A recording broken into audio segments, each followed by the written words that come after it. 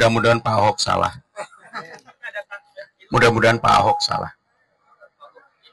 Rekan-rekan sekalian, hari ini saya secara khusus menghadiri refleksi Jakarta Utara 2025 sekaligus menandai 12 tahun perjalanan Jakarta Utara rumah kita.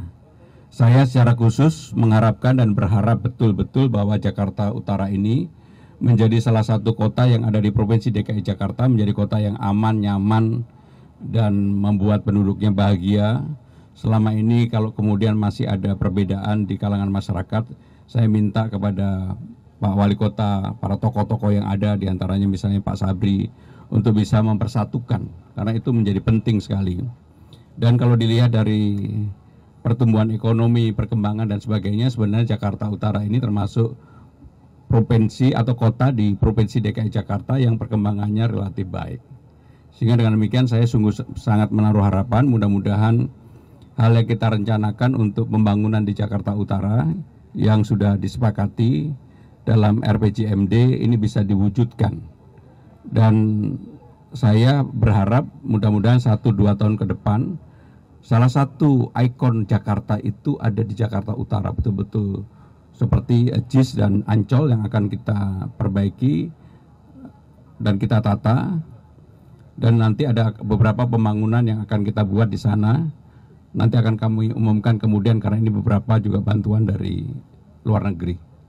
Maka dengan demikian mudah-mudahan Jakarta Utara sekali lagi tetap menjadi kota yang aman, nyaman, dan jangan terulang lagi kemacetan yang horor karena ego pada waktu itu dan tidak ada komunikasi yang baik. Saya tidak mau terulang kembali.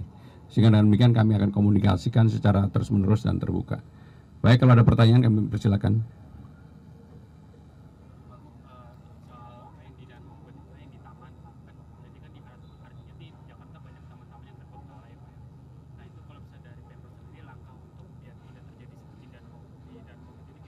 Jadi semua taman saya langsung tadi juga dari kemarin berkomunikasi dengan Kepala Dinas Pertamanan. Memang konsentrasi sekarang ini memotong pohon-pohon sebelum menghadapi hujan yang akan dengan curah yang akan naik pada bulan November ini dan kemudian nanti sampai dengan Desember dan akan ujungnya itu di Februari. Sehingga dengan demikian persiapan sekarang untuk Dinas Pertamanan konsentrasi yang paling utama adalah memotong pohon-pohon yang besar. Karena jangan sampai terjadi seperti yang terjadi di Pondok Indah, kemudian di Dharma Wangsa, saya nggak mau terjadi lagi. Sehingga dengan demikian, kalau dilihat sekarang ini semua alatnya digunakan untuk motong.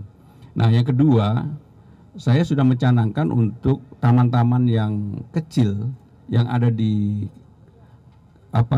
penduduk itu dihidupkan dan diperbolehkan melakukan kerjasama dengan apakah dengan tokoh masyarakat setempat yang mempunyai kelebihan rezeki atau dengan CSR dari satu perusahaan dan sebagainya. Dan alhamdulillah sekarang ini kurang lebih akan ada 300 taman-taman kecil yang akan dibangun. Karena permintaan kepada saya untuk meresmikan udah banyak banget. Yang itu menunjukkan bahwa gotong royong di Jakarta menjadi penting untuk mengatasi persoalan yang ada di Jakarta.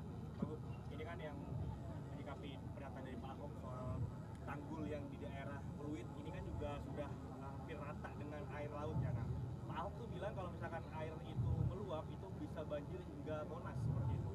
Nah, tanggapan dari Pak Ahok sendiri dan tanggapannya sederhana. Mudah-mudahan Pak Ahok salah.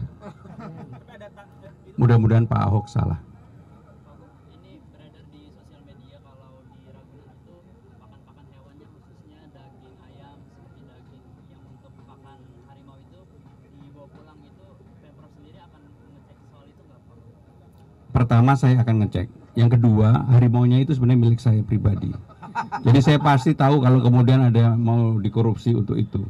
Jadi minggu depan saya akan ke Ragunan. Kalau saya jawab sekarang pasti saya ngarang.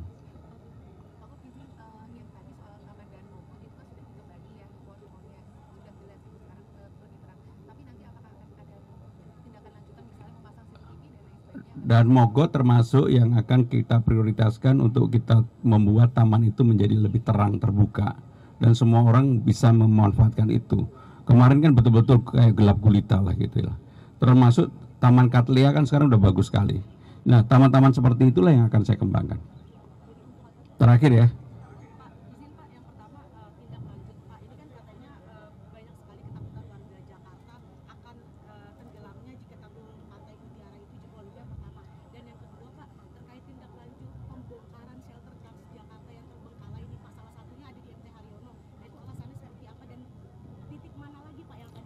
sebenarnya nggak perlu alasan untuk bongkar apa halte-halte yang sudah tidak terpakai terbengkalai. Seperti BNN kan sudah saya bongkar. Kemudian nanti di Tosari pun yang di tengah jantungnya Jakarta saya akan bongkar, yang samping yang udah dibuat bagus, masa sebelahnya ada yang dibiarkan begitu aja. Kalau saya yang begitu-begitu pasti saya bongkar.